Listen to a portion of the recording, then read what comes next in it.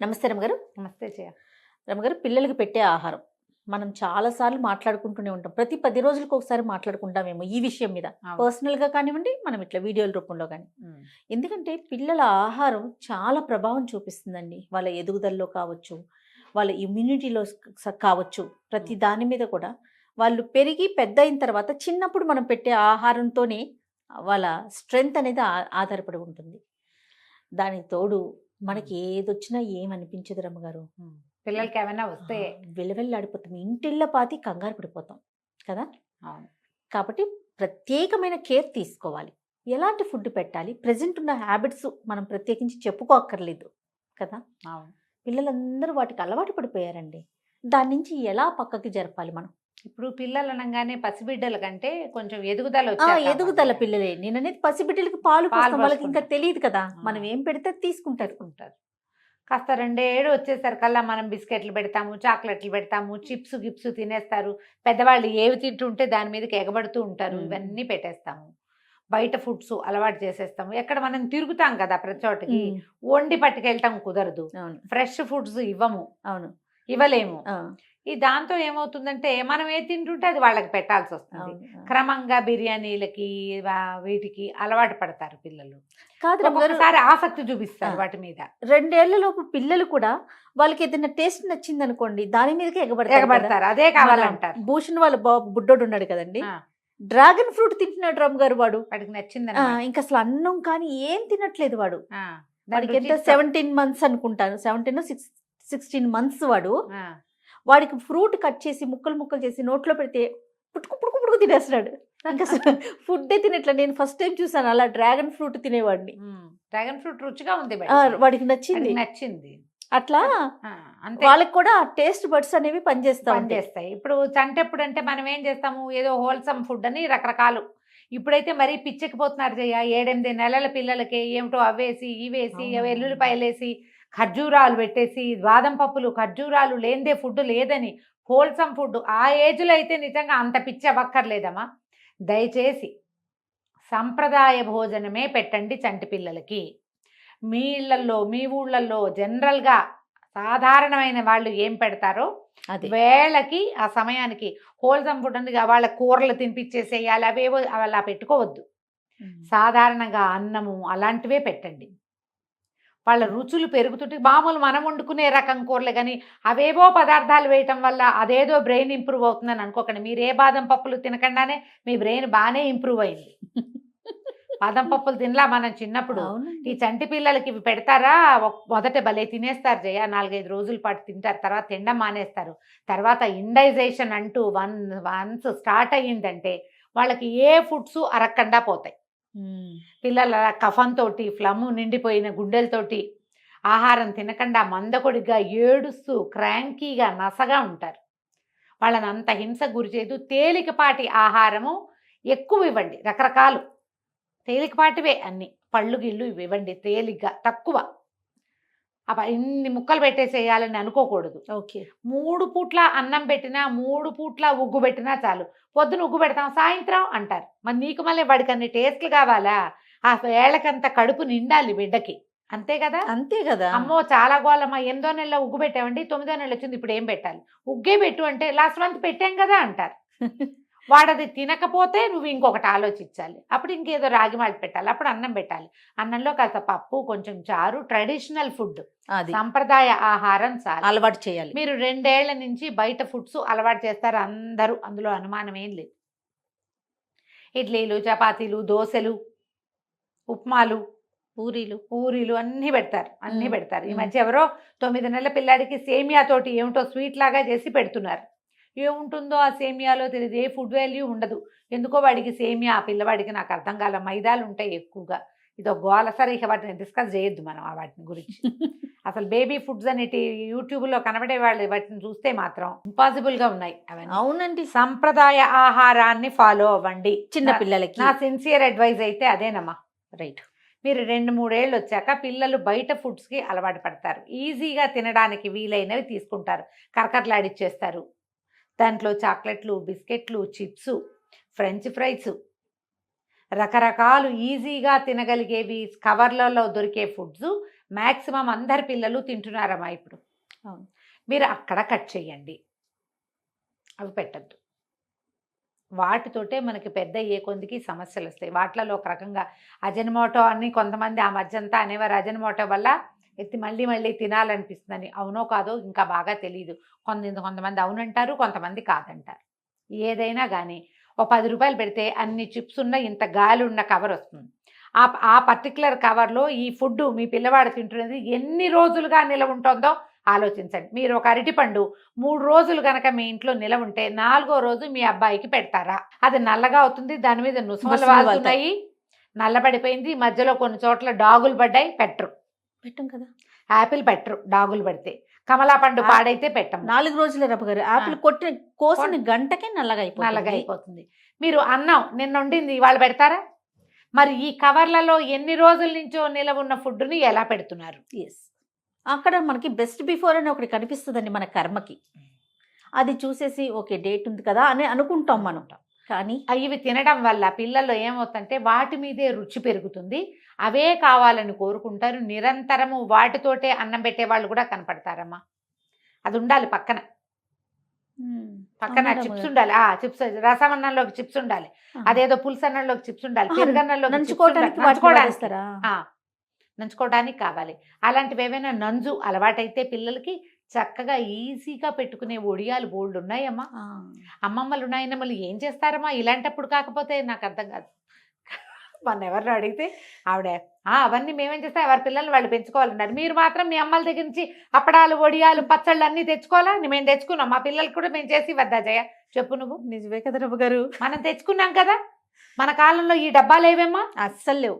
డబ్బాలు లేవు, పచ్చళ్ళు లేవు. ఏడాదికి సరిపడా ఊరగాయలు అత్తగారులు అమ్మగారులు పెట్టివ్వలేదా మీకు అందరికి? అప్పడాలు వడియాలు అదేమిటి మన తెలగపిండి వడియాలు కూడా ఊళ్ళ నుంచి తెచ్చుకుంటారు కదా. అవును. మన పిల్లలకి మనం పెట్టిపోతే ఎవడు పెట్టిస్తాడు? నువ్వు సీరియల్ చూస్తాను, నేను బిజీగా ఉంటాను, నాకు కిటీ పార్టీ ఉందంటే ఎలాగమ్మా చెప్పండి? సమాజం మారొద్దు. ఇస్తున్నారులే కొంతమంది బంగారు తల్లులు అలా చేసిచ్చే అమ్మమ్మలు, బోల్డ్ మంది బంగారపు అమ్మమ్మలు నాయనమ్మలు. అమ్మల కన్నా కూడా అమ్మమ్మలు నాయనమ్మలు అంటేనే ఎక్కువ ఇష్టం ఉంటుంది. ఎందుకంటే వాళ్ళు ఇవన్నీ చేసి పెట్టండి అమ్మా. నాలాంటి యంగ్ నాయనమ్మలు అమ్మమ్మలు ఉంటారు కదా, నా అంత ఏజ్ ఉన్న వాళ్ళు, వీళ్ళు కూడా కొంచెం ఒళ్ళొంచి పిల్లలకి మీకు ఉద్యోగాలు కూడా ఉండుండొచ్చు, నా ఏజ్ వాళ్ళకి ఉద్యోగాలు ఉండొచ్చు కదా. కొన్ని పనులైనా చేసి పెట్టండి, పిల్లల్ని ఎంకరేజ్ చేయండి ఇంట్లో చేసుకోవడానికి. మనము తెలుసుకుంది ఏంటంటే ఈ చిప్స్ కానీ ఇలా బయట టిండ్ ప్యాక్డ్ ఫుడ్స్లో సోడియం అవి ఎక్కువ ఉంటాయమ్మా, ఉప్పు ఎక్కువ ఉంటుంది, వాటిలలో మసాలాలు ఎక్కువ ఉంటాయి. వీటి వల్ల ఫర్దర్గా సమస్యలు వచ్చే అవకాశం ఎక్కువ.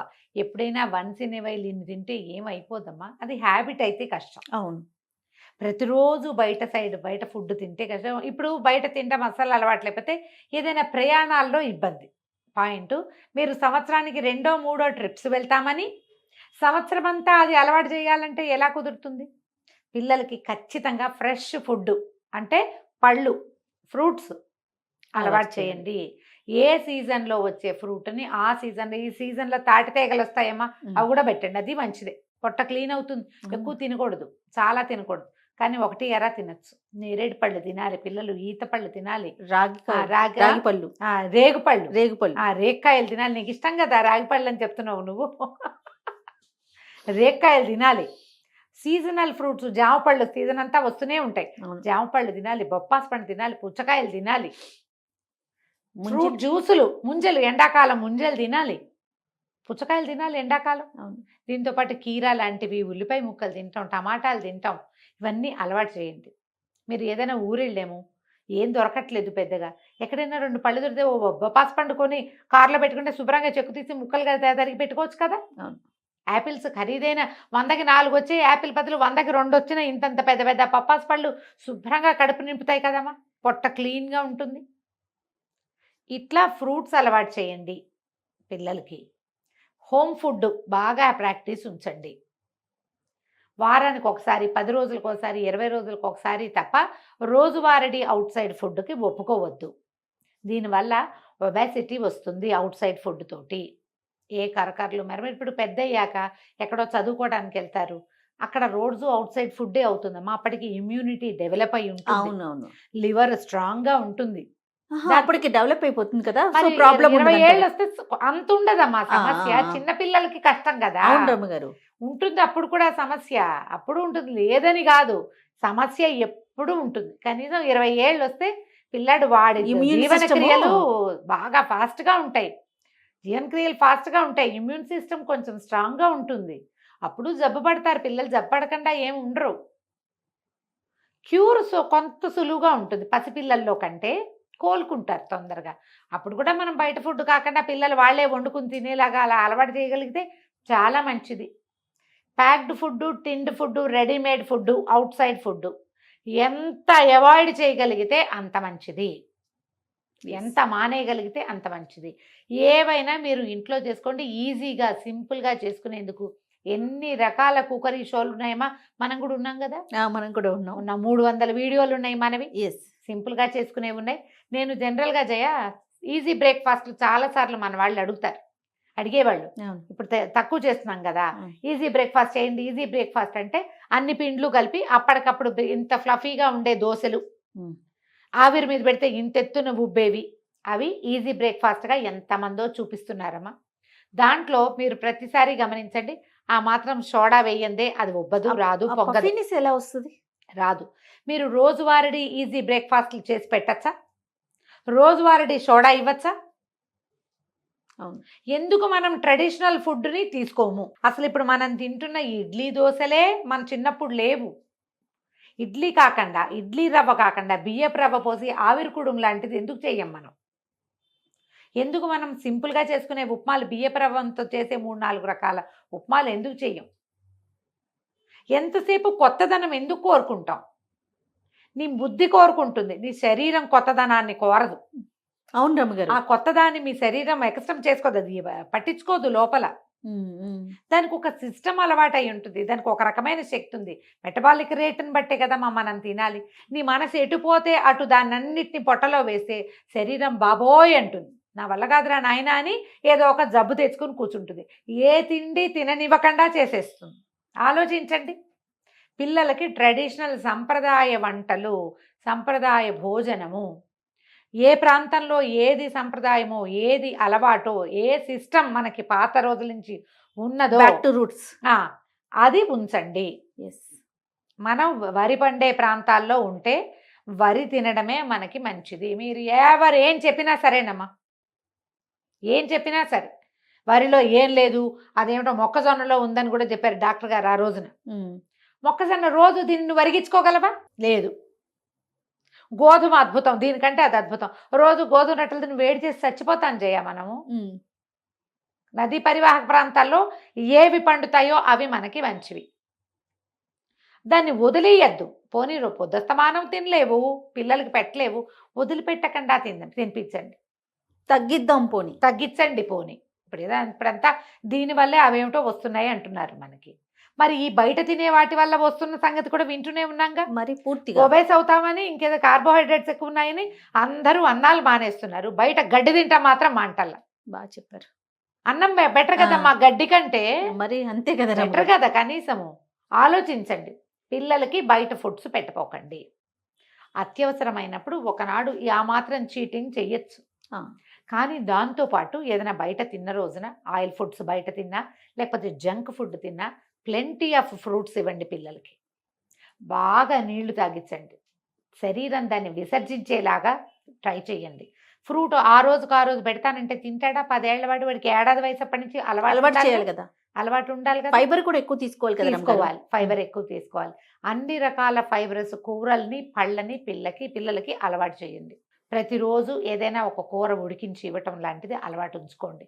బోల్డన్ దొరుకుతాయి మా బీన్స్, క్యాలీఫ్లవర్స్, క్యారెట్లు, కాసిన ఆలులు, కొంచెం బీట్రూట్లు, అలాంటివి ఏదో ఒకటి ఇవ్వచ్చు కదా. మనం ప్రతిరోజు ఒక ఫ్రూట్ తప్పకుండా 1 లేదా 2, 3 ఫ్రూట్లు కూడా తినమని చెప్తున్నారు ఈ మధ్య.